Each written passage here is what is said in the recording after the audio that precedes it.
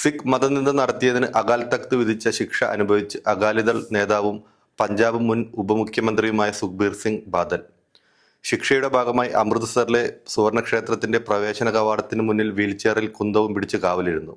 അതിനുശേഷം സുവർണക്ഷേത്രത്തിലെ കക്കൂസുകളും കഴുകി വൃത്തിയാക്കി.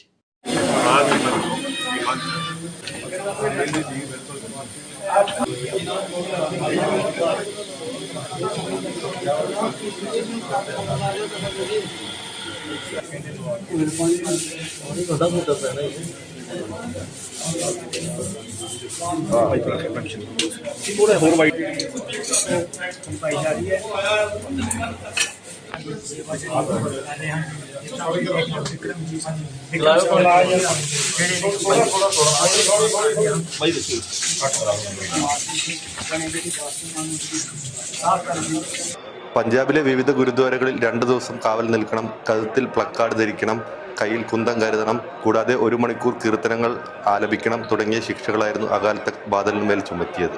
ശിരോമണി അകാലിദൾ BJP സഖ്യം പഞ്ചാബ് ഭരിച്ചിരുന്ന 2007-2017 കാലത്ത് സിഖുകാരുടെ മതഗ്രന്ഥമായ ഗുരു ഗ്രന്ഥ് സാഹിബ് നിരവധി തവണ അവഹേളനത്തിന് ഇരയായിരുന്നു. സിഖ് ഗുരുക്കളുടെ വേഷം കെട്ടിയ ദേര സച്ച് സൗദ മേധാവി രാം റഹീം സിംഗിന് സർക്കാർ മാപ്പ് നൽകിയതും കുറ്റമായി അകാൽ തഖ്ത് കണ്ടെത്തിയിരുന്നു. നാഷണൽ ഡെസ്ക്, തേജസ് ന്യൂസ്.